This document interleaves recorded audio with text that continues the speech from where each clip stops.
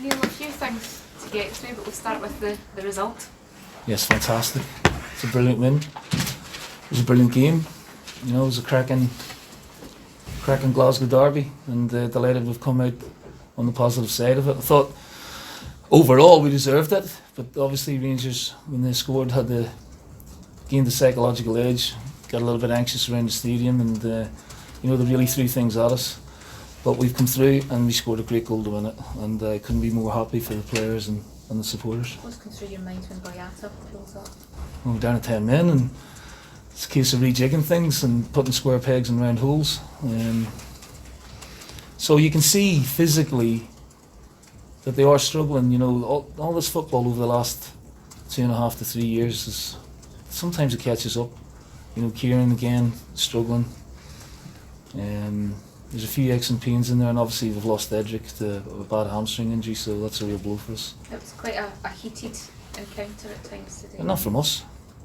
Not from us. I mean, Brownie gets elbowed and then he gets punched in the face or pushed in the face. You know, it's disgraceful, and you can't put the two in the one basket. Our players kept their discipline very well, and really Rangers should have been down to 9 men rather than 10. You always said today getting a result wouldn't have a bearing on if you get the job, but for you personally, what does it mean to get? That's fantastic. That was endurance today. That, you know, it's been a long time since I've been in the dugout at a Celtic Rangers game, and it was fraught.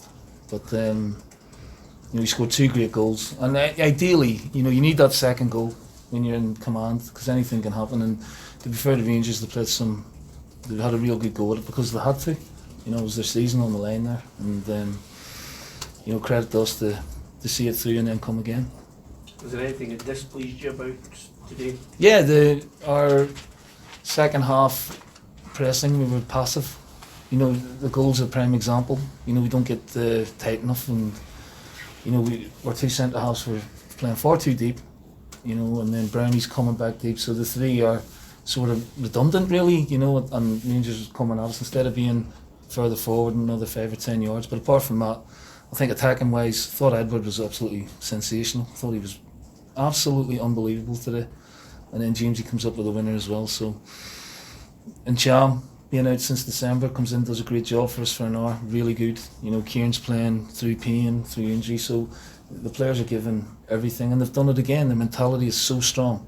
Even at the end of 2-1 up, you're thinking just kick it in the corner, but they're still trying to counter-attack for the third, and then the ball's coming back at us again. So a little bit of naivety there. Maybe it's just mental fatigue, I don't know.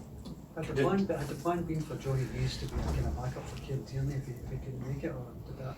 Not really, no. We just wanted a little bit natural width on the left-hand side with Johnny, and a little bit of pace in that. And obviously with him being booked in the first half, we were very worried that, you know, it could have been evened up very, very quickly. And then I've got a ready-made replacement in Sinclair. He almost, you know, made a 2-0, and that would have been game over. You know, it was a great move and great save by Alan McGregor. And at that point, we were in total control as we were in the first half. But obviously, the goal from Rangers changed the psychology of the game, and that happens in big games like this. Was Scott Brown yellow carded after the game as well? I don't know, Pete. Seriously, I was straight up the tunnel, and I don't know what went on afterwards. So I can't give you an honest assessment of that. I'll have to digest it all and look at it over the next couple of days. Do you, as a manager, have to say anything to him, because clearly at times he's in the firing line of either altercations with players, or he goes over to an area where Stephen Gerrard said he's celebrating in front of 2% of the stadium, which is the Rangers fans? Scott Brown. He's a veteran of these games. He's brilliant today again. He knows how to handle the occasions, he knows how to handle the opposition, he knows how to handle himself. He doesn't need any advice from me. There seemed to be a few ripped shots in your dressing room after the game as well. You battle scars as well. I don't know, honestly, Scott, I don't know what went on. So if there's been a bit of heat after the game, then we'll deal with it. If we have to discipline some players, then so be it. But during the 94 minutes or 95 minutes, my players were exemplary in their discipline, I have to say. Theirs weren't. To your mind, Neil, is Scott entitled to celebrate where he wants? I didn't see the celebration. I don't know where he went. I don't know if he takes a lot of flack.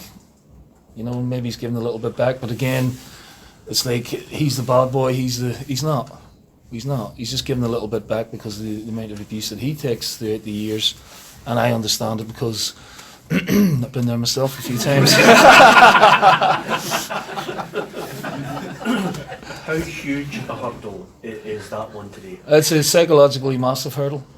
The emotion going into the game for the players would have been huge, and you can see it at the end. They're dead on their feet again. There's a lot of the players are cramping up, believe it or not, and that's not like them. So the emotion, the physicality of the game, the tempo of the game, the heat, all those things added up. But in the end, they've done it again. They've done it again. Whether you think they've played well or not, for an hour they were superb. For 20 minutes they wobbled, and then they've come back again, and that's a sign of a great side. And you have to give Rangers credit for making a real game of it.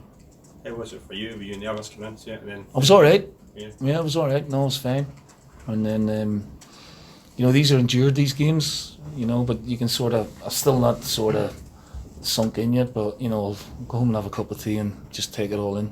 And just let there's too much hype around it that you can't get involved in. Just ignore it and just concentrate on trying to get a good team out there and get them ready for the game. And like I said, for an hour we were superb. And in Edward, I thought we had the star player. He was magnificent. Is he a big game player, you think? He looks that way. He's a quiet boy. He's takes a bit of getting to know, but I mean we just got the shackles off today. We let him loose, and he was outstanding in all aspects of his game today. All aspects. You did call James Forrester a Celtic great after Easter Road, and as well the finishing in the past for that was good. Yeah, he was alright. He was alright. He's a great player, and he's a big game player, and he produces big moments in big games. And James, he knows what I think of him, and I have done for a long, long time. And he's certainly done me no harm today as well. And he's like he did 9-10 years ago. Neil, how important was it to have players like Charm and Logic to give us that attacking impotence in the squad as opposed to having Brown and Bickley in the team? I think it's important to get in Cham, and obviously Callum. That's a good triumvirate there, with Brownie. Strong midfield, good balance in it, and it looked that way for as long as Ollie was on the pitch, really. And then you've got Tom to come on, but obviously we had to change things very quickly with Dedrick going off. We had to drop Tom back on a custom role, really. So the game had a bit of everything: 10v10, goals, spills, action. Just your normal Glasgow derby, really. When we dropped back to the 10 players, was it trying to get down the side mostly? I was just trying to win the game by hook or by crook, and we capitalised on a mistake. Great ball from Callum, and great work from Modson and great finish, and that's the 85th minute. So even though they're tired, to keep their concentration levels high. So it's a cup of tea now, is it? Cup of tea now, maybe a glass of red later on. But just enjoy the moment, and then look forward to the run in now, because that's a big hurdle we've come over today. Do you have to go to more fringe players now for the likes of? Looks that way, Pete. Yeah. I mean, we'll obviously be looking at Izagirre and Simonovic. Bankovic is nearly fit as well, so it's not bad. Strength and depth, to be fair. And then you've got the likes of Way and Burke, who'll be fresh as well. So we'll have to maybe freshen things up a little bit for Wednesday. We'll see how they are. How's Kieran? He's alright. He's again cramping in the calf, and again that's just down to maybe lack of conditioning.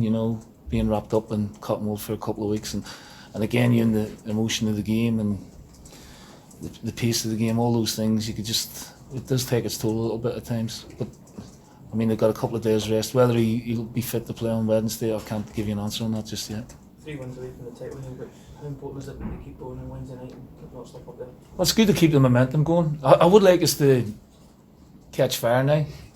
I think it's been I keep going back to it with Brendan leaving. It's difficult for the players to adjust, and obviously difficult for me to adjust. But that's 4 wins and a draw out of 5, so they've been brilliant. It's like Walter Swinburne being on Shergar. You just get the whip out now and again and let them go. It's a Rolls Royce, honestly. You know what happened to Shergar, don't you? What happened to Walter Swinburne?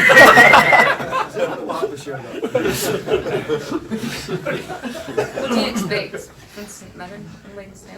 Well, they're a great result of the weekend. So they'll be buoyed by that, and they're fighting for their lives. And we know that, 2 weeks ago we went to Dundee and we had to wait the 96th minute to win the game, so we can't take anything for granted in that aspect. And maybe if we do freshen things up, there'll be players itching to play as well. So again, it's something we'll have to, myself, John and Damien, will look at over the next couple of days. And I've got to give my staff a huge amount of credit as well for the way they welcomed me in, and John's done a great job for me behind the scenes, as has Damien, Woodsy, the analysis team. So it's been a real team effort, to be fair. Cheers, thanks. Thanks, David.